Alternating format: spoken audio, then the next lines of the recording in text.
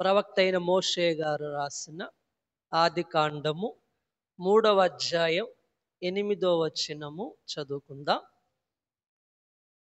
చల్లపోటను ఆదామును అతని భార్యయు తోటలో సంచరించుచున్న దేవుడైన యెహోవా స్వరమును విని, దేవుడైన యెహోవా ఎదుటికి రాకుండా తోట చెట్ల మధ్యను దాగుకొనగా.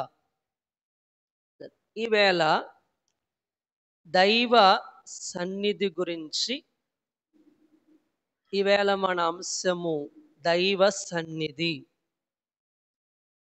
భక్తులైన వారు ఎలా దైవ సన్నిధి చేశారో ఈవేళ మనందరం కూడా ధ్యానం చేసుకుందాం.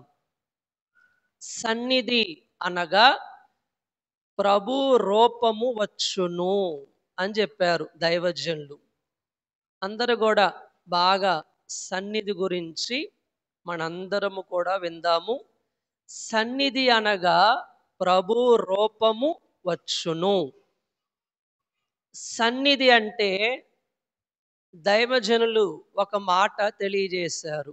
అన్నీ మరచి ప్రభువునే తలంచుకొని ప్రభు యొద్ద ఉండుటయే సన్నిధి. చెప్తారా సన్నిధి అంటే ఏంటి?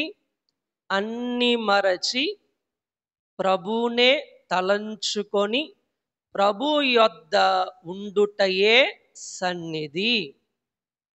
కనుక దైవజనులు దేవదాసయ్య గారు చెప్పారు, నేను ప్రభుతో లేని సమయమేది అన్నారంట. అమ్మ గమనిస్తున్నారా?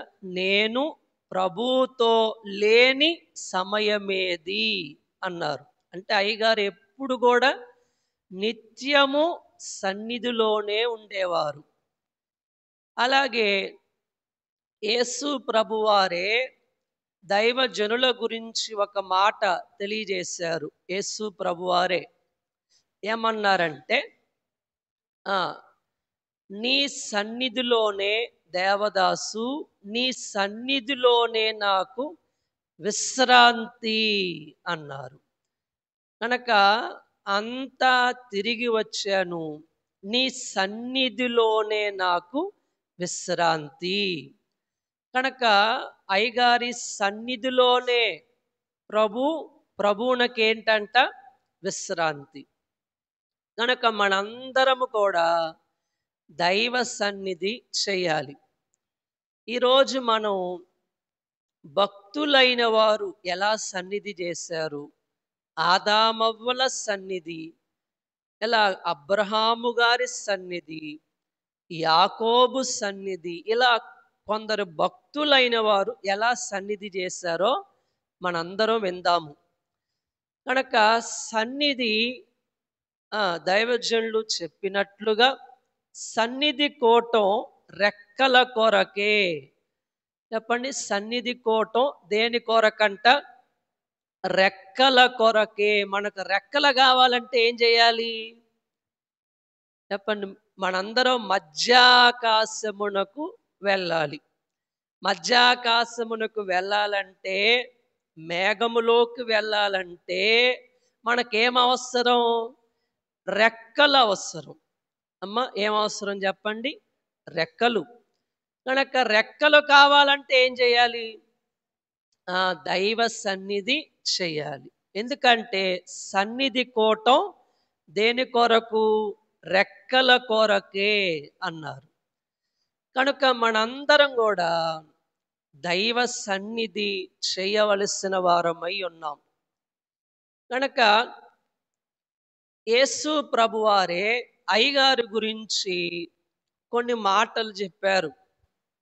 1958 సంవత్సరంలో ప్రభువారి గురించి, దైవజనుల గురించి ప్రభు చెప్పిన మాటలు ఏంటంటే, ఇశ్రాయేలీయులలోనైనా ఇలాంటి ప్రవక్త లేడు అన్నారట.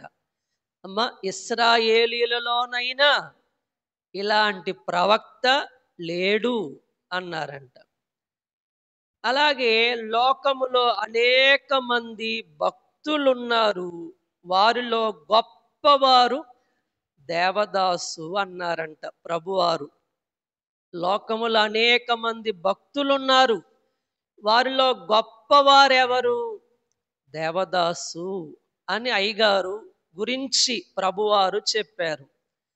అలాగే స్త్రీలు కనిన వారిలో యోహాను గొప్పవారు, అలాగే దేవదాసు కూడా అని ప్రభువారు అన్నారు. ప్రభువారు అన్న మాట గనక మీకు అలా చెప్తున్నాను. స్త్రీలు కనిన వారిలో యోహాను గొప్పవారు, అలాగే దైవజనులు కూడా గొప్పవారు అని అయ్యగారు తెలియజేశారు. అయ్యగారి గురించి ప్రభువారు. అలాగే ఇంకో మాట ప్రభువారు చెప్పిన మరొక మాట ఏంటంటే, ఈయన నా దృష్టిలో దోషము లేనివారు అని చెప్పారు. దేవుని దృష్టిలో ఏమి లేదంట అయ్యగారిలో? దోషము, ఏ పొరపాటు లేనివారు దైవజనులు. కనుక ఈరోజు మనందరం కూడా దైవజనులు చెప్పిన కొన్ని మాటలు మనం విందాము. మొదటి మాట, ఆదామవ్వల సన్నిధి. అమ్మ చెప్తారా? ఆదామవ్వల సన్నిధి. కనుక ఆదామవ్వల సన్నిధి సమయం ఎప్పుడంట? చల్లపూట.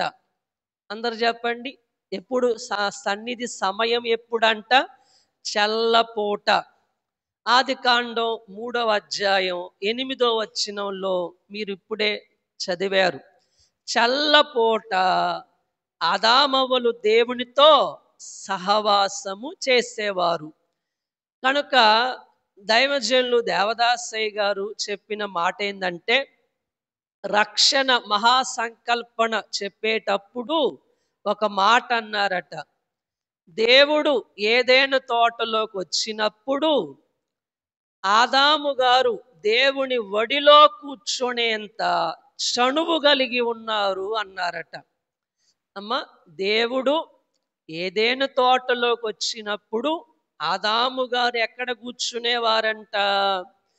దేవుని వడిలో కూర్చునేంత చనువు కలిగి ఉన్నారు. ఈ చనువు ఎలా వచ్చింది ఆదాము గారి కంటే? సన్నిధి అనుభవాన్ని బట్టి వచ్చింది. కనుక మనందరం కూడా అట్టి చనువు రావాలంటే ఏం చేయాలి? దైవ సన్నిధి చెయ్యాలి. కనుక ఏదైనా తోట ఆదామవ్వలకు గుడి, బడి అన్నారు. ఏదైనా తోట ఏంటి? ఆదామవ్వలకు గుడి, బడి. కనుక అందుకే అయ్యగారు చెప్పిన ఒక మాట మీ జ్ఞాపకం చేస్తాను. ఏమన్నారంటే, గుడిలో బడిలో విద్య నేర్పబడును, గుడిలో భక్తి నేర్పబడును, సినిమా హాలులో పాపము నేర్పబడును అన్నారు. అమ్మ చెప్తారా? బడిలో విద్య, గుడిలో భక్తి, భక్తి నేర్పబడును, సినిమా హాల్లో పాపము నేర్పబడును. కనుక దేవుని బిడ్డలారా, ఆదామవ్వలకి గుడి, బడి ఏంటంట? ఏదేను తోట. అలాగే దైవజనులు చెప్తూ, పాపము చేయకముందు ఆదాము అవ్వలు పాపల వలె ఉండేవారు. పాపం చేయకముందు ఎలా ఉండేవారంట?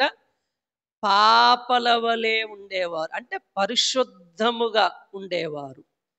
కనుక అందుకే అయ్యగారు చెప్తూ, సన్నిధి ఏదైనా తోటలో సన్నిధిలో ఉన్నంత వరకు భూమిని దున్నలేదు అన్నారు. అమ్మ, ఏదైనా తోటలో సన్నిధిలో ఉన్నంత వరకు ఆదామవ్వలు భూమిని దున్నలేదంట. ఇంకో మాట, శరీరమునకు చెమట పట్టలేదు అన్నారు. శరీరానికి చెమట పట్టలేదు. అలాగే మరొక మాట చెప్పారు, గచ్చ పొదలు ముళ్ళ పొదలు వారికి తెలియదట. గచ్చ పొదలు ముళ్ళ పొదలు వారికి తెలీదు. అలాగే స్త్రీకి ప్రసవ వేదన తెలీదు. ఆదాముకు ప్రయాస లేదు అన్నారు. అమ్మ గుర్తున్నాయా ఈ మాటలు? భూమిని సన్నిధిలో ఉన్నంత వరకు భూమిని దున్నలేదు. రెండో మాట ఏంటి? శరీరానికి చెమట బట్టలేదు. గచ్చ పొదలు ముళ్ళ పొదలు వారికి తెలియదు. అలాగే స్త్రీకి ఏం లేదు? ప్రసవ వేదన లేదు. కనుక ప్రసవ వేదన దేన్ని బట్టి వచ్చింది చెప్పండి? ఆజ్ఞ అతిక్రమమును బట్టి వచ్చింది. కనుక దేవుని బిడ్డలారా, ఇంకా ఆదాముకు ప్రయాస లేదు అన్నారు. ఎప్పుడు దాకా? సన్నిధిలో ఉన్నంత వరకు. సన్నిధిలో ఉన్నంత వరకు. కనుక మనందరం కూడా సన్నిధి మానకూడదు. ఏం మానకూడదు చెప్పండి? సన్నిధి మానకూడదు. కనుక విశ్వాసికి సన్నిధి అలవాటైపోవాలి. ఏమైపోవాలి? మనకు సన్నిధి అలవాటైపోవాలి. సన్నిధి మానకూడదు. దేవుని బిడ్డలారా,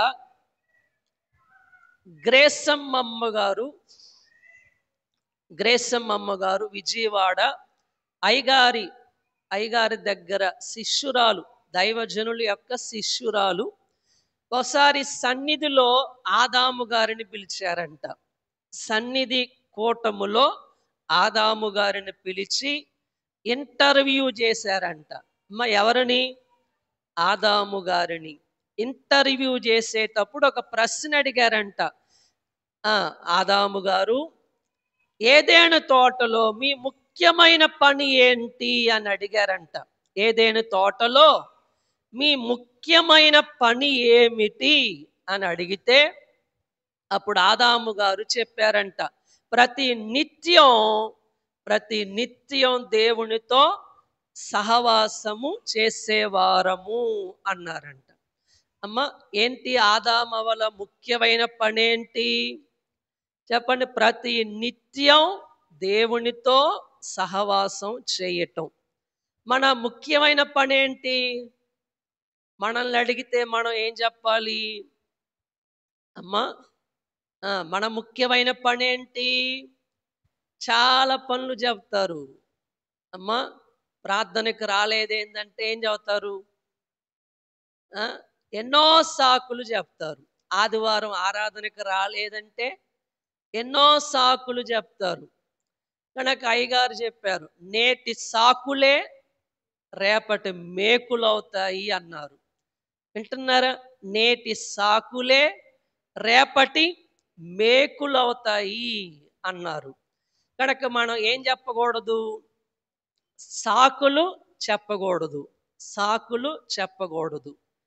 మోషే గారు సాకులు చెప్తుంటే దేవుడు ఏమన్నారు? పద అన్నారంట. ఏమన్నారు? పద అన్నారంట. ఎక్కడికి? ఐగుప్తుకు వెళ్ళమన్నారు. కనుక దేవుని బిడ్డలారా, మనందరం కూడా దైవ సన్నిధి మానకూడదు. కనుక అయ్యగారు సన్నిధి కోటం గురించి చెప్తూ కొన్ని మాటలు చెప్పారు.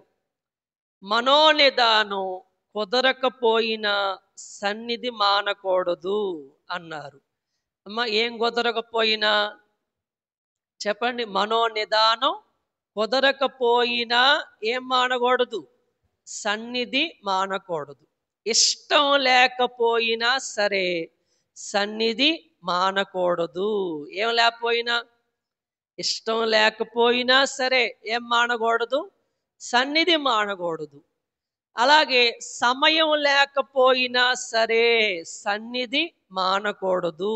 సమయం లేదని ఏం మానకూడదు? సన్నిధి చేయటం మానకూడదు. ఏం లేదని? సమయం లేదని. కొంతమంది అడిగితే ఏం చెప్తారు?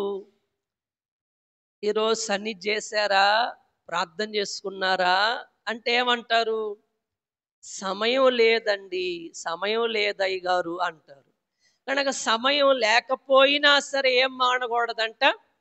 సన్నిధి మానకూడదు. అలాగే సరైన స్థలము కుదరకపోయినా సరే సన్నిధి మానకూడదు. అమ్మ, సరైన స్థలం కుదరకపోయినా సరే ఏం మానకూడదంట? సన్నిధి చేయటం మానకూడదు. 5వ మాట, పాప స్థితి ఉన్నా సరే సన్నిధి మానకూడదు. ఏమున్నా? పాప స్థితి ఉన్నా సరే సన్నిధి మానకూడదు. ఇంకో మాట, జబ్బుగా ఉన్నా సరే సన్నిధి మానకూడదు. మనకేదైనా అనారోగ్యం వస్తే ఏం మానేస్తారు? ఆరాధన మానేస్తారు, సన్నిధి మానేస్తారు. అలా ఉండకూడదు. జబ్బుగా ఉన్నా సరే ఏం మానకూడదు? సన్నిధి మానకూడదు. ఇబ్బందిగా ఉన్నా సరే సన్నిధి మానకూడదు. ఏమున్నా సరే చెప్పండి. ఇబ్బంది ఉన్నా సరే సన్నిధి మానకూడదు. అవమానముల పాలగుచ్చు ఉన్నా సరే సన్నిధి మానకూడదు. ఎన్ని అవమానములు ఉన్నా కూడా ఏం మానకూడదంట? అమ్మ చెప్పండి, ఏం మానకూడదు? సన్నిధి చేయటం మాత్రం మానకూడదు. అలాగే భయముతో నిండుకొన్నా సరే సన్నిధి మానకూడదు. ఎలా ఉన్నా భయంతో నిండుకొన్నా సరే సన్నిధి చేయటం మానకూడదు. మతి చాంచల్యం ఉన్నా సరే, అమ్మ, మతి చాంచల్యం ఉన్నా సరే సన్నిధి మానకూడదు. ఏది సమకూడకపోయినా సరే అమ్మ సన్నిధి మానకూడదు. ఏమి సమకూడకపోయినా సరే సన్నిధి మాత్రం మానకూడదు. దేవుడు గద్దించినా సరే సన్నిధి కోటం మానకూడదు. దేవుడు ఒక్కసారి గద్దిస్తారు, అయినా కూడా ఏం మానకూడదు? సన్నిధి చేయటం మాత్రం మానకూడదు. కనుక దేవుని బిడ్డలారా, మనందరం కూడా దైవ సన్నిధి మానకూడదు. కనుక ఒకసారి యేసు ప్రభువారు అయ్యగారట టీచర్గా ఉన్నప్పుడు పరీక్ష పేపర్లు దిద్దాలని హడావిడి పడుతున్నారంట. త్వరగా ముగించాలి అని హడావిడి పడుతుంటే ప్రభువారు ఒక మాట అడిగారంట. మీ అందరూ తెలిసిన బాగా వినండి. ఒక మాట అన్నారంట, సన్నిధి కంటే పనెక్కువ అన్నారంట. అమ్మ, ఏమన్నారు? అయ్యగారితో సన్నిధి కంటే పనెక్కువ. అప్పుడు అయ్యగారితో ప్రభువారు ఇంకో మాట అన్నారు, అన్ని పనుల కంటే సన్నిధి పనే ముఖ్యం అన్నారంట. చెప్తారా? మీరందరు చెప్తారా ఈ మాట? ప్రభువారు చెప్పిన మాట మీరు అనండి, మీకు కూడా దీవెన. అన్ని పనుల కంటే సన్నిధి పనే ముఖ్యం. కనుక యేసు ప్రభువారు అడిగారు, సన్నిధి కంటే పని ఎక్కువ. కనుక మనల్ని అడిగితే మనం ఏం చెప్తాము? ఏమన్నా చెప్పగలరా మీరు? దేవుడు అడిగితే సన్నిధి కంటే పని ఎక్కువ అని అడిగితే, కనుక అన్ని పనుల కంటే సన్నిధి పనే ముఖ్యం. కనుక ఆదాము గారు ఏం చేసేవారంట? ప్రతి నిత్యం దేవునితో సహవాసం చేసేవారు. అలా మనం కూడా దైవ సన్నిధి చేయాలి. 2వ మాటలోకి వెళ్దాము. అబ్రహాము సన్నిధి. చెప్తారా? 2వ మాట ఏంటి? అబ్రహాము సన్నిధి. వాక్యంలో మనం చూస్తే ప్రవక్త అయిన మోషే గారు రాసిన ఆదికాండము 18వ అధ్యాయం. అందరూ ఒకసారి గమనించండి. ఈ 18వ అధ్యాయంలో 3 వ్యక్తులు ఉన్నారు. 18వ అధ్యాయంలో చెప్తారా వాళ్ళు ఎవరో? ఆదికాండం 18వ అధ్యాయంలో అబ్రహాము గారు ఉన్నారు, శారమ్మ ఉన్నారు, పనివారు ఉన్నారు. అమ్మ, అబ్రహాము గారు, శారమ్మ, పనివారు ఉన్నారు. దేవుని బిడ్డలారా, ఒక 7 విషయాలు మీకు నేను జ్ఞాపకం చేస్తాను. ఆదికాండం 18వ అధ్యాయం అందరూ తీశారా? 18వ అధ్యాయం 3వ వచనం మీరు చూస్తే సంబోధన మొదటి మాట. సంబోధన ఏమని సంబోధించారు?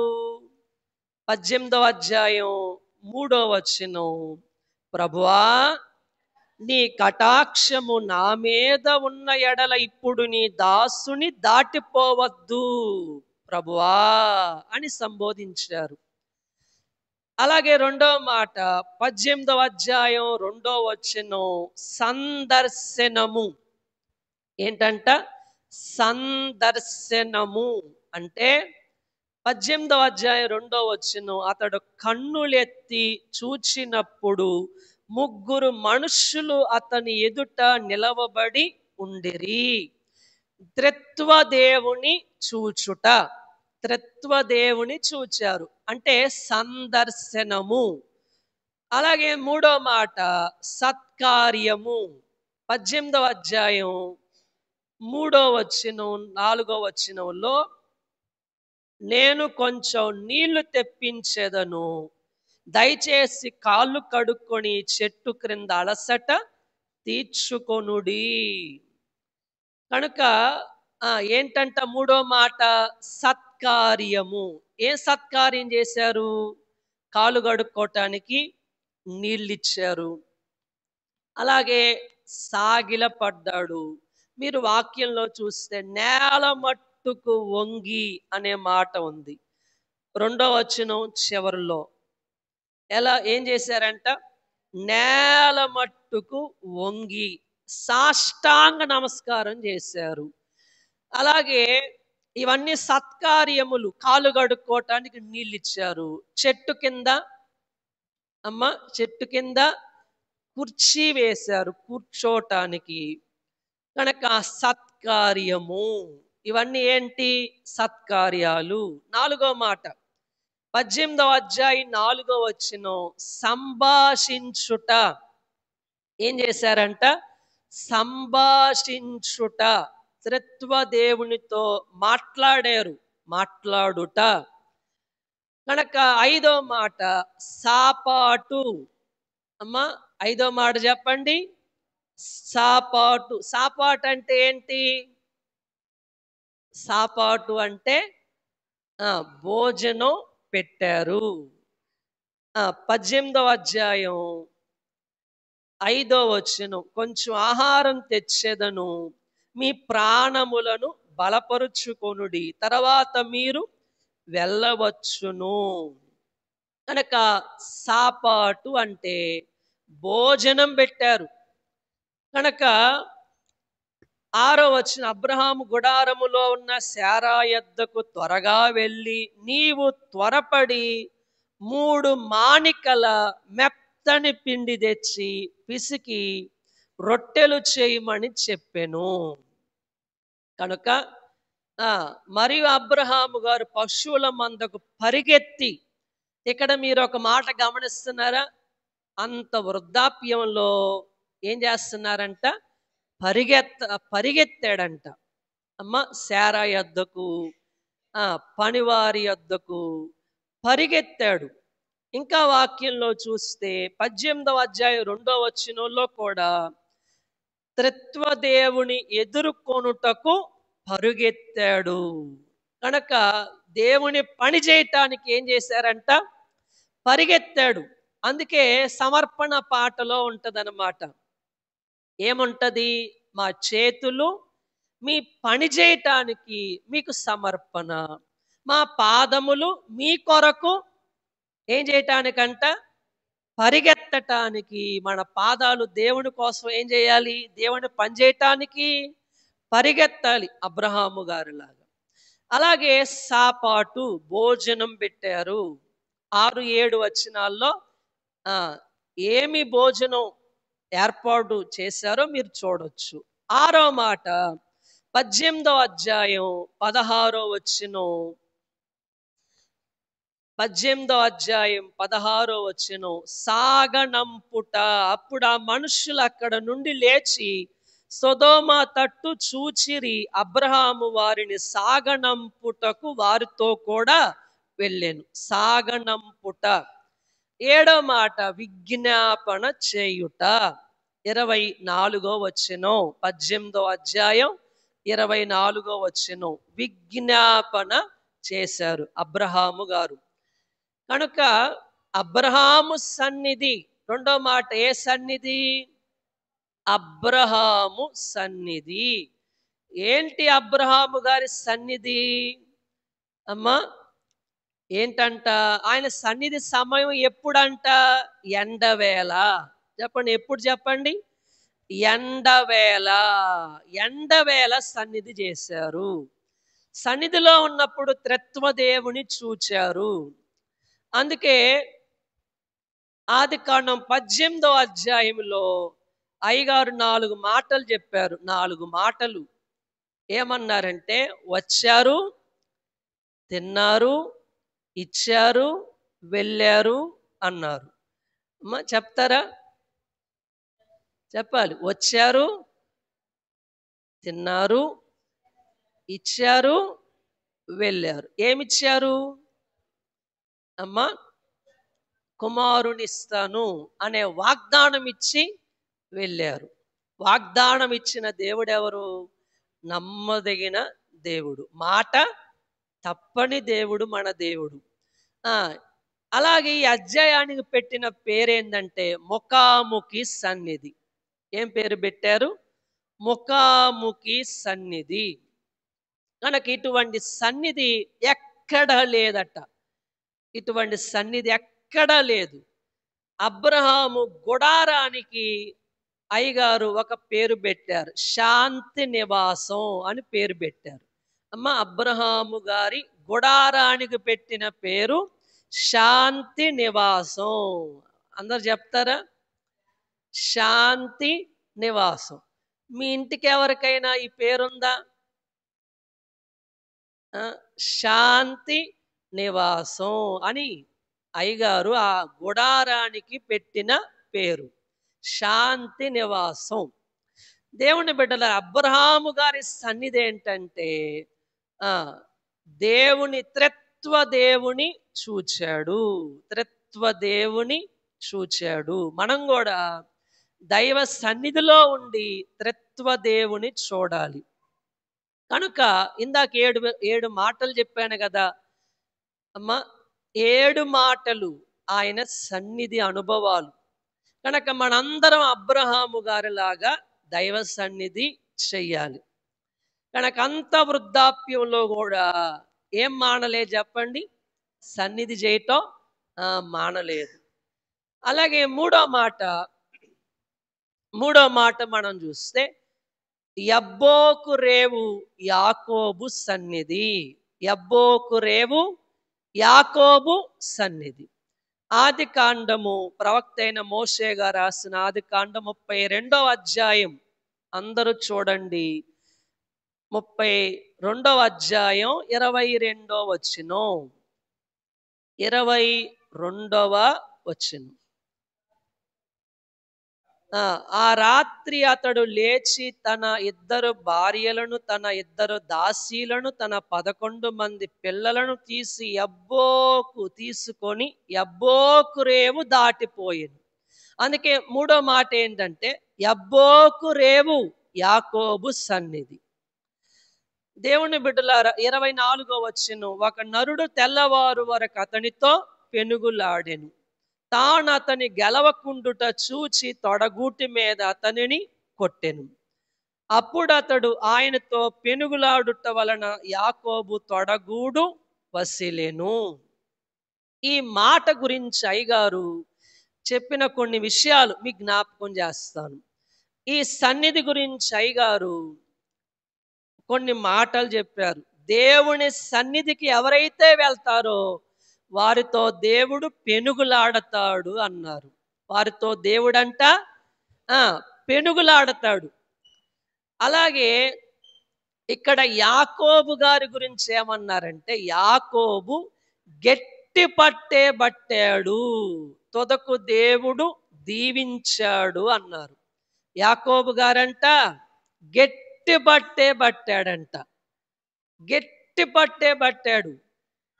తెల్లవారుచున్నది గనక నన్ను పోనిమ్ము అంటున్నారు దేవుడు. అంటే యాకోబు గారు గట్టి పట్టే పట్టాడు కనుక తుదకు దేవుడు దీవించారు. మనం కూడా గట్టి పట్టు పట్టాలి. అమ్మ, దేవుని పాదాలు గట్టిగా పట్టుకోవాలి. ఈ సన్నిధికి పేరేందంటే పెనవేసుకునే సన్నిధి. చెప్తారా ఏ సన్నిధి చెప్పండి? పెనవేసుకునే సన్నిధి. దేవుని పాదాలు గట్టిగా పట్టుకోవటం. కనుక యాకోబు గారి గురించి అయ్యగారు ఏమన్నారంటే, తల్లి గర్భములోనే అన్నగారి కాలు గట్టిగా పట్టుకున్నాడంట. అమ్మ, ఎక్కడ చెప్పండి? తల్లి కడుపులో ఉన్నప్పుడే అన్నగారి కాలు గట్టిగా పట్టుకున్నాడంట. నేనే ముందు రావాలా అని, నేనే ముందు రావాలి బయటకి, నాకే దీవెనలు కావాలి అని గట్టిగా పట్టుకున్నాడంట. అలాగే యాకోబుకి అలవాటు చిన్నప్పటి నుంచే ఉందంట. ఈ అలవాటు ఎప్పటి నుంచి ఉంది? చిన్నప్పటి నుంచే ఉంది. అసలు గర్భంలో ఉన్నప్పుడే సహోదరుని మడిమ పట్టుకున్నాడంట. ఎప్పుడు చెప్పండి? ఎప్పుడు? గర్భములో ఉన్నప్పుడే. ఈ అలవాటు చిన్నప్పటి నుంచే ఉంది. అలాగే మీ పిల్లలు కూడా చిన్నప్పటి నుంచి ఏం నేర్పాలి? చిన్నప్పటి నుంచే ప్రార్థన చేయటం నేర్పాలి. అమ్మ, బైబిల్ చదవటం నేర్పాలి. అలాగే చిన్నప్పటి నుంచే మోకరించటం నేర్పాలి. నేర్పుతున్నారా? నేర్పుతున్నామన్న వాళ్ళు చేయొద్దండి.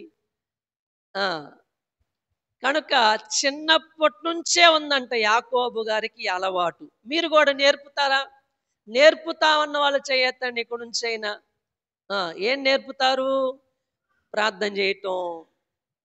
ఇందాక అయ్యగారు మీ చేత చేయించాడే, అయ్యగారు చెప్తూ అలాగ పిల్లలకి మీరు చెప్పి నేర్పిస్తే వాళ్ళకి ఏమైపోయిద్ది? వాళ్ళకి అలవాటు అయిపోయిద్ది. ప్రార్థనా మందిరంలో పిల్లల కోసం ప్రార్థనలు ఉన్నాయి, అవి చేయిస్తే బాగా అలవాటు అవుతారు. అలాగే యాకోబు గారు అంటే అన్నిటినీ తెగించి దేవునితో పెనుగులాడాడు. అన్నిటినీ ఏం చేశాడంట? తెగించి దేవునితో పెనుగులాడాడు. కనుక యాకోబు తన అన్నయ్యన ఏశావుతో పోరాడి గెలిచాడు. మామగారితో లాబానుతో పోరాడి గెలిచాడు. కనుక యాకోబు గారట అయ్యగారు కొన్ని మాటలు చెప్పారు. కష్టజీవి అన్నారు. అమ్మ, ఎవరు యాకోబు గారు? కష్టజీవి అన్నారంట. ఇంకో మాట చెప్పారు. ఏమన్నారంటే, దేవునినే కౌగిట్లో బంధించుకున్నవారు యాకోబు. అందరు చెప్తారు ఈ మాట, మీరు చెప్తే వినాలనిపిస్తుంది. అందరు చెప్పండి, దేవునినే కౌగిట్లో బంధించుకున్నవారు యాకోబు గారు. మనం కూడా ఏం చేద్దాం చెప్పండి? ఏం చేద్దాం? దేవునిని మన కౌగిట్లో బంధించుకోవాలి. బంధించుకోవాలంటే ఏం చేయాలా? మనందరూ రోజు సన్నిధి చేయాలి. రోజు సన్నిధి చేయాలి. దేవుని బిడ్డలారా, అయ్యగారు ఏమన్నారంటే, యాకోబు మీద ఉన్న ప్రేమ చేత దేవుడే ఓడిపోయారు అన్నారు. అమ్మ, ఇక్కడ దేవుడు ఓడిపోయారు. ఎవరి మీద ఉన్న ప్రేమ? యాకోబు మీద ఉన్న ప్రేమ చేత దేవుడే ఓడిపోయారు అన్నారు. కనుక దేవుని బిడ్డలారా, ఈ వాక్యములో మీ కొన్ని ముఖ్యమైన మాటలు నేను అయ్యగారి విషయాలు చెప్తున్నాను అన్నమాట. యాకోబు పోరాట పటిమ ఎలాంటిదో గర్భములోనే దేవుడు చూచి ప్రేమించాడంట. అమ్మ, దేవుడు ఎవరిని ప్రేమించాడు? యాకోబు గారిని ప్రేమించాడు. మనం కూడా యాకోబు గారిలాగా సన్నిధి చేస్తే దేవుడు మనల్ని కూడా ప్రేమిస్తాడు. ఎందుకంటే ఆయన ఎవరు చెప్పండి? ప్రేమ స్వరూపి. దేవుడు ఎవరు చెప్పండి? ప్రేమ స్వరూపి. మనల్ని కూడా ప్రేమిస్తాడు ఆయన. దేవుడు లోకమును ఎంతో ప్రేమించెను. ఈ మాటే చిన్న బైబుల్ అన్నారు పండితులు. ఈ మాటే చిన్న బైబుల్ అంట. కనుక దేవునితో పోరాటం. అయ్యగారు ఏమన్నారంటే, గర్భములో ప్రారంభమైన పోరాటం దేవునితో పెనుగులాడటంలో పోరాడటంతో ముగిసింది. ఎక్కడ ప్రారంభమైంది పోరాటం? గర్భములో ప్రారంభమైన పోరాటం దేవునితో పోరాడటంతో ముగిసింది. కనుక మనకు కూడా కొన్ని పోరాటాలు ఉంటాయి. అమ్మా, ఎవరితో మన పోరాటాలు? చెప్పండి, ఎవరితో పోరాటాలు? మనుషులతో మనం ఏం చేస్తూ ఉంటాం? పోరాడుతూ ఉంటాం. కనుక ఎవరితో పోరాడాలి? దేవునితో పోరాడాలి. దేవునితో పోరాడటం అంటే కొన్ని మాటలు చెప్పారు అయ్యగారు. దేవుని ముఖాన్ని చూడటం. చెప్పండి, దేవుని ముఖము చూస్తూ దేవుని పెనవేసుకుంటూ మొరపెట్టాడు, గోజులాడాడు అన్నారు. అమ్మ, దేవుని ముఖాన్ని చూస్తూ దేవుని పెనవేసుకుంటూ మొరపెట్టాడు, గోజులాడాడు. ఇదే యాకోబు సన్నిధి. యాకోబు సన్నిధి గురించి 4 మాటలు చెప్తాను. దేవుని ముఖము చూచారు యాకోబు గారు, దేవుని స్వరము విన్నారు యాకోబు గారు, దేవుని స్పర్శ అనుభవించారు యాకోబు గారు, దేవునితో సంభాషించాడు యాకోబు గారు. ఇదే యాకోబు సన్నిధి. 4 మాటలు చెప్తారా? నాకు చాలా విలువైన మాటలు అన్నమాట, ముఖ్యమైన మాటలు. అందుకే మీ చేత చెప్పించాలి. దేవుని ముఖము చూచారు యాకోబు సన్నిధి అంటే. దేవుని స్వరము విన్నారు. మూడో మాట, దేవుని స్పర్శ అనుభవించారు, అంటే దేవుని గట్టిగా పట్టుకున్నాడు. 4వ మాట, దేవునితో సంభాషించాడు, దేవునితో మాట్లాడారు. ఇదే యాకోబు సన్నిధి. మనం కూడా అలాంటి గొప్ప సన్నిధి చేయాలి. అమ్మా, మనం కూడా యాకోబు గారిలాగా అలాంటి సన్నిధి మనం చెయ్యాల. దేవుని ముఖం చూడాల, దేవుని స్వరం వినాల, దేవుని తాకి చూడాలి, స్పర్శ అనుభవించాలి, దేవునితో సంభాషించాలి. అటువంటి సన్నిధి అనుభవంలోకి మనం రావాలి. 4వ మాట, మోషే సన్నిధి. చెప్తారా? మోషే సన్నిధి. దేవుని బిడ్డలారా, నిర్గమకాండములో 34వ అధ్యాయంలో 28వ వచనములో మోషే సన్నిధి అంటే ముఖాముఖి సన్నిధి. అమ్మ, ఏ సన్నిధి అంట? ముఖాముఖి సన్నిధి. కనుక సన్నిధిలో ఉన్న మోషే, మీరు మోషే సుఖోపవాసాల్లో వినుంటారు ఈ 3 మాటలు. చెప్తారా? వింటే, జీవంతో ఉన్నాడు, సంతోషంగా ఉన్నాడు, సుఖముగా ఉన్నాడు. మోషే గారంట, సన్నిధిలో ఉన్న మోషే గారు ఎలా ఉన్నాడు? జీవముతో ఉన్నాడు, సంతోషంగా ఉన్నాడు, సుఖముగా ఉన్నాడు.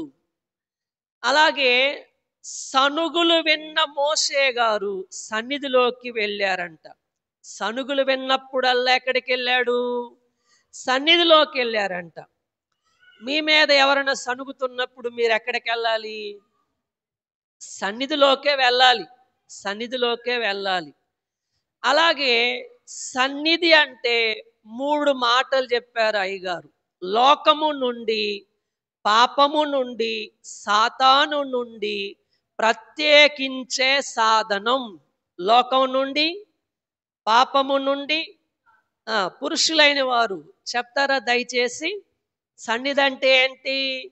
లోకము నుండి, పాపము నుండి, సాతాను నుండి ప్రత్యేకించే సాధనమే సన్నిధి. కనుక మనందరం కూడా దైవ సన్నిధి చెయ్యాలి. కనుక మోషే గారిలాగా సన్నిధి చెయ్యాలి. అందుకే అయ్యగారు ఒక మాట చెప్పారు. ఏమన్నారంటే, ఊరికి ఒక్కరైనా సన్నిధిలో ఉండాలి అన్నారంట. ఊరికి ఒక్కరైనా ఎక్కడ ఉండాలి? సన్నిధిలో ఉండాలి. ఇంకో మాట చెప్పారు, ప్రతి దినము ఒక గంట సన్నిధిలో ఉంటే కుటుంబానికి దీవెన అన్నారంట. చెప్తారా? ప్రతి దినము ఒక గంట సన్నిధిలో ఉంటే కుటుంబానికి దీవెన. మీ కుటుంబానికి దీవెన కావాలా వద్దా? కుటుంబానికి దీవెన కావాలన్న వాళ్ళందరూ చేయెత్తండి. అందరు చేతులు ఎత్తారు, సంతోషం. కుటుంబానికి దీవెన కావాలంటే మీరందరూ ఏం చేయాలి? మీరందరూ ఏం చేయాలి చెప్పండి? ఒక గంట సన్నిధి చేయాలి. రోజుకి ఎన్ని గంటలో మీకు తెలుసు కదా? 24 గంటలు. ఒక గంట కూడా దేవునితో సహవాసం చేయలేరా? ఒక గంట సన్నిధి చేయలేరా? మీ కుటుంబానికి ఏంటి? దీవెన. కనుక మనందరం కూడా దైవ సన్నిధి చేయాలి. మోషే గారిలాగా.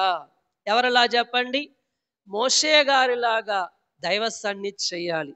అతి సమీపములో దేవుని చూచారు మోషే గారంట. అతి సమీపములో దేవుని చూచారంట. మనం కూడా అలా చూడగలం. మరొక మాటలోకి వెళ్దాము. 5వ మాట, శిష్యుల సన్నిధి. శిష్యుల సన్నిధి. శిష్యుల సన్నిధి అంటే శిష్యులైన వారు ఎలా సన్నిధి చేశారు? వాళ్ళకు బిరుదు ఉంది. ఎవరైనా చెప్తారా మీరు? శిష్యులైన వారుకున్న బిరుదు ఎవరైనా చెప్తారా? యేసుతో ఉన్నవారు. యేసుతో ఉన్నవారు. వీరు యేసు ప్రభు పాదాల దగ్గర కూర్చునేవారు. ఎక్కడ కూర్చున్నారంట? యేసు ప్రభు పాదాల దగ్గర కూర్చున్నారు. కనుక దేవుని బిడ్డలారా, ఇక్కడ మీరు వాక్యంలో చూస్తే వాళ్ళ సన్నిధి గురించి అయ్యగారు కొన్ని మాటలు చెప్పారు.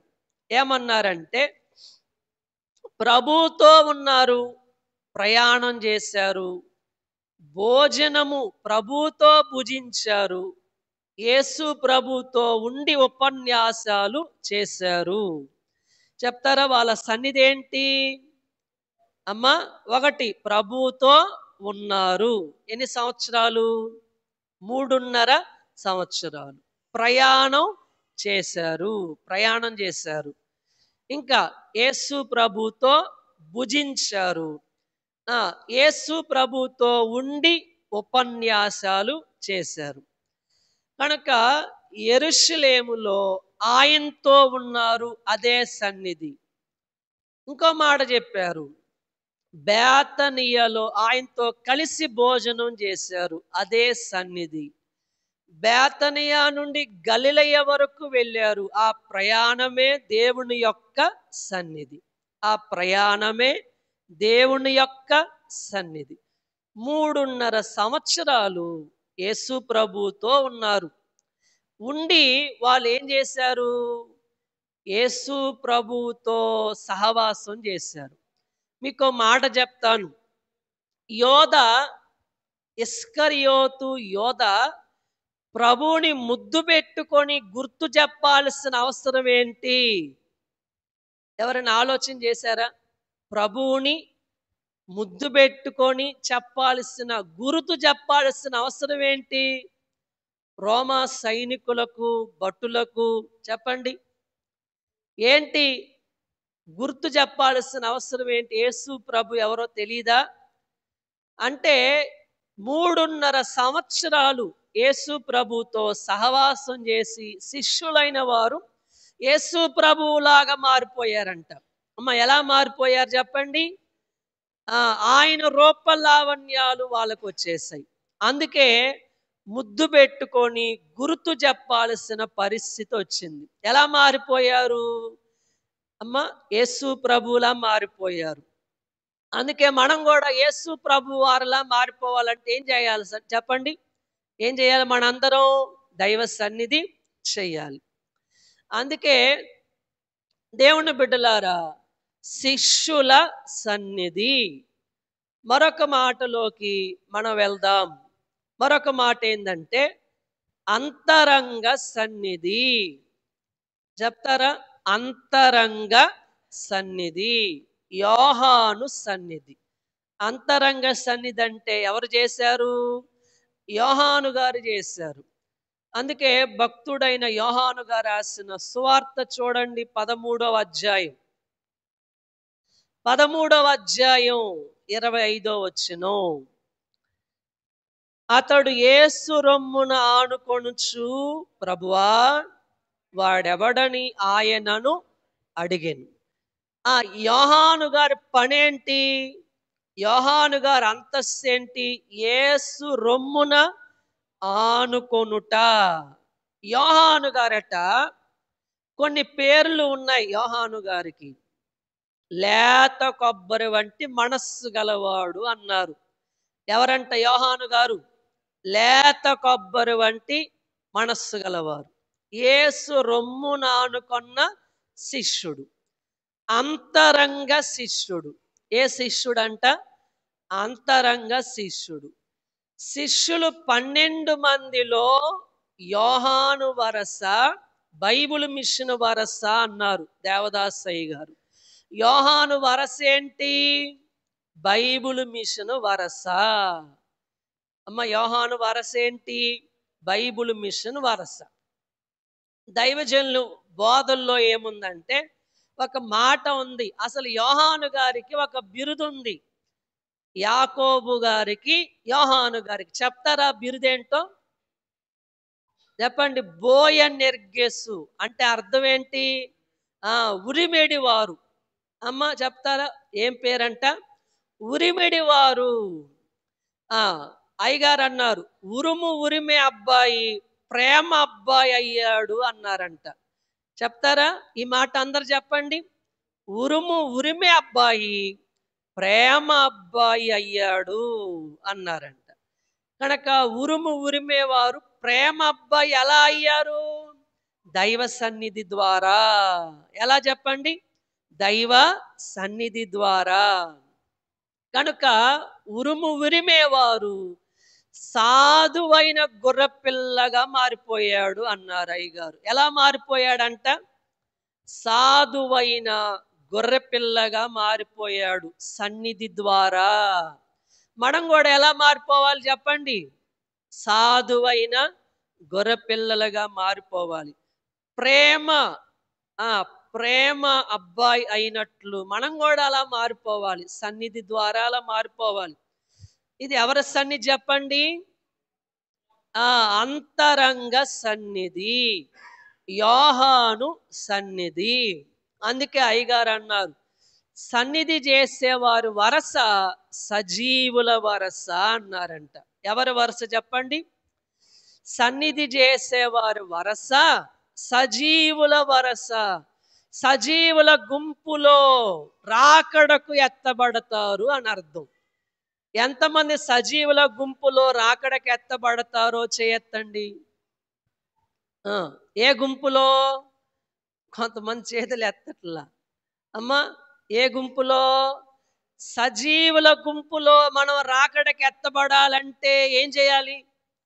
సన్నిధి చేయాలన్నమాట. అమ్మా, అందుకే అయ్యగారు ఒక మాట చెప్పారు, సన్నిధి చేసిన మగ శిశు అవుతారు అన్నారు. సన్నిధి చేసేవారు ఏమవుతారంట?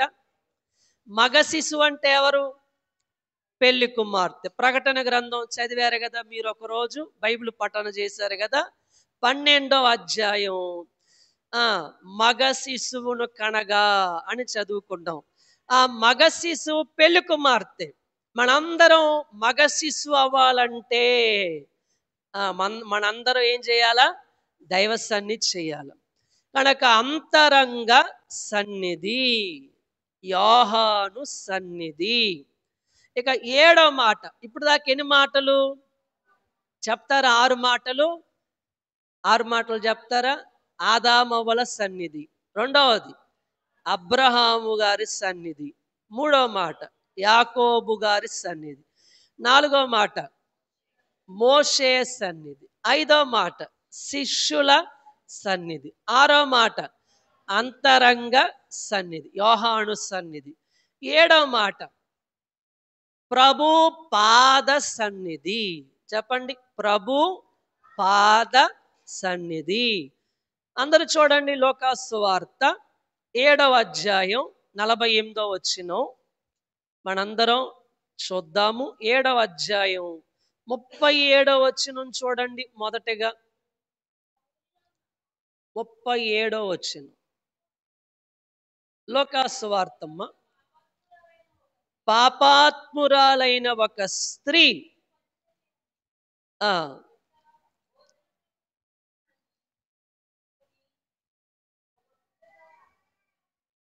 యేసు పరిసయ్యుని ఇంట భోజనమునకు కూర్చున్నాడని తెలుసుకుని ఒక బుడ్డిలో అత్తరు తీసుకుని వచ్చి వెనక తట్టు ఆయన పాదముల యొద్ద నిలవబడి ఏడ్చుచు కన్నీళ్లతో ఆయన పాదములను తడిపి తన తల వెంట్రుకలతో తుడిచి ఆయన పాదములను ముద్దు పెట్టుకొని ఆ అత్తరు వాటికి పూసెను. ఏ సన్నిధి అయ్యగారు పెట్టిన పేరు?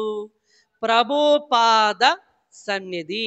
ఒక 7 మాటలు మీకు జ్ఞాపకం చేస్తాను. 7 మాటలు. ఈమె పాపాత్మురాలైన స్త్రీ గురించి 7 విషయాలు ప్రభు పాద సన్నిధిలో ఉంది. మొదటి మాట, ప్రభు పాద సన్నిధిలో ఉంది, పాదాల దగ్గర కూర్చుంది. రెండో మాట ఏంటి? కన్నీళ్లతో ప్రభు పాదాలు కడిగింది. ప్రభు పాదాలు కన్నీళ్లతో కడిగింది. కన్నీళ్లతో పాదాలు కడగాలంటే ఎన్ని నీళ్లు కావాలి చెప్పండి? ఎన్ని నీళ్ళు అవసరం అమ్మా? కనుక కన్నీళ్లతో ప్రభు పాదాలు కడిగింది. మూడో మాట ఏంటి? బైబిల్లో ఉన్న మాటలే మీకు చెప్తున్నా. తల వెంట్రుకలతో తుడిచింది. తల వెంట్రుకలతో తుడిచింది. మూడో మాట. తర్వాత ఏం చేసింది అమ్మా? పాదములు ముద్దు పెట్టుకుంది. పాదములు ముద్దు పెట్టుకుంది. ఐదో మాట ఏంటి? ఆ తర్వాత ఏం చేసింది? అత్తరు పూసింది. అత్తరు పూసింది. ఆరో మాట, విస్తారముగా ప్రభువును ప్రేమించింది. విస్తారంగా ప్రభువుని ప్రేమించింది. ఏడో మాట ఏంటి? క్షమాపణ పొందుకుంది. క్షమాపణ పొందుకుంది. అంటే యేసు ప్రభువారు ఏమన్నారు? ఆమె విస్తారమైన పాపములు ఏం చేశారంట? క్షమించారు. కనుక దేవుని బిడ్డలారా, ఈ పాపాత్మురాలైన స్త్రీ గురించి అయ్యగారు చాలా విషయాలు తెలియజేశారు. ఈ పాపాత్మురాలైన స్త్రీ గురించి ఎటువంటి వారైనా 1 గంట సన్నిధిలోకి రండి, సన్నిధిలోకి వస్తే అన్నీ కడగబడతాయి, అందరూ కడగబడతారు అన్నారు. ఎటువంటి పాపాత్ములైనా సరే, ఎటువంటి వారైనా సరే సన్నిధిలోకి రండి 1 గంట, అందరూ కడగబడతారు, అన్నీ కడగబడతాయి అన్నారు. కనుక ఈమెకు అయ్యగారు ఒక పేరు పెట్టారు, అల్లరి పిల్ల అన్నారంట. ఏం పేరు పెట్టారు చెప్పండి? అల్లరి పిల్ల అన్నారంట. కనుక ఈమె గురించి అయ్యగారు చెప్తూ అయ్యగారు ఏమన్నారంటే, క్లుప్తంగా మీకు చెప్తున్నాను. సీమోను, యేసు ప్రభు వారు ఎవరింటిలోకి వచ్చారు? సీమోను. చెప్పండి, ఎవరింట్లోకంట? సీమోను. సీమోను ప్రభువునంట ఇంటిలోకి చేర్చుకున్నాడు, ఒంటిలోకి చేర్చుకోలేదు అన్నారు అయ్యగారు. సీమోను యేసు ప్రభువుని ఇంటిలోకి చేర్చుకున్నాడు, ఒంటిలోకి చేర్చుకోలేదంట. మనం కూడా ఇంటిలోకి చేర్చుకుంటున్నాము, ఒంటిలోకంటే హృదయములోకి చేర్చుకోవటంలా. ఎంతమంది ప్రభువుని హృదయంలోకి చేర్చుకుంటారు అమ్మా? ప్రభు ఎక్కడ ఉండాలి? మన హృదయములో ఉండాలి. సీమోనంట నామకార్థంగా ప్రేమించేవారు సీమోన్ లాగా ఉంటారంట. ఎలా ఉంటారు? నామకార్థంగా ప్రేమించేవారు ప్రభువుని సీమోను లాగా ఉంటారు. ఈ పాపాత్మురాలైన స్త్రీ నిజ విశ్వాసి అన్నారు అయ్యగారు. ఎవరు చెప్పండి? పాపాత్మురాలైనప్పటికీ నిజ విశ్వాసి. మనందరం నామకార్థంగా ఉందామా? నిజ విశ్వాసిగా ఉందామా? అందరు చెప్పండి, ఎలా ఉందాం? నిజ విశ్వాసిగా ఉందాం అన్న వాళ్ళు చెయ్యెత్తండి ఒకసారి. నిజ విశ్వాసిగా ఉందాము. నిజ విశ్వాసిగా ఉండాలంటే ఏం చేయాలి? ఆ? నిజ విశ్వాసిగా ఉండాలంటే అయ్యగారు ఏమన్నారంటే, ఈమె ఎందుకన్నారు ఈ మాట అంటే, ఈమె పాపంతో స్నేహం మాని క్రీస్తు ప్రభుతో సహవాసం చేసింది. అందుకన్నారు నిజ విశ్వాసి అని. దేంతో స్నేహం మానింది? పాపంతో స్నేహం మానిందంట. పాపంతో స్నేహం మాని క్రీస్తు ప్రభుతో ఏం చేసిందంట? సహవాసం చేసింది. మన తెలుగు క్రైస్తవ కీర్తనలో ఒక పాట ఉంటది, పాపంబులను విడు మనసా అనే పాట. అందులో మీరు చూస్తే ఎక్కడో 100వ చరణం అవతల ఉంటది ఆ పాట. కలుషా కలితము భయంకరము అని ఉంటది. అయ్యో అలవి కానిది నరకంబు. పాపంతో సహవాసం, కలుష కలితము భయంకరము అంటే పాపంతో సహవాసం చేయటం భయంకరం. ఎక్కడికి వెళ్తారంట? నరకములోకి వెళ్తారు అని రాశారు. కనుక ఈమె పాపంతో స్నేహం మానింది, ప్రభుతో సహవాసం చేసింది. మనం కూడా మన స్నేహాలు లోకంతో ఉంటే అవన్నీ మానేసి ప్రభుతో సహవాసం చెయ్యాలి, ప్రభుతో స్నేహం చేయాలి. అలాగే చివరిగా దేవుని బిడ్డలారా, సీమోనంట ప్రభువుని ఇంటిలోకి తెచ్చుకున్నాడు, ఒంటిలోకి తెచ్చుకోలేదు. కానీ పాపాత్మురాలైన స్త్రీ అయితే, ఈ స్త్రీ అయితే ప్రభు సన్నిధున్న ఇంటిలోకి వెళ్ళింది, సన్నిధి ఒంటిలోకి తెచ్చుకుంది అన్నారు అయ్యగారు.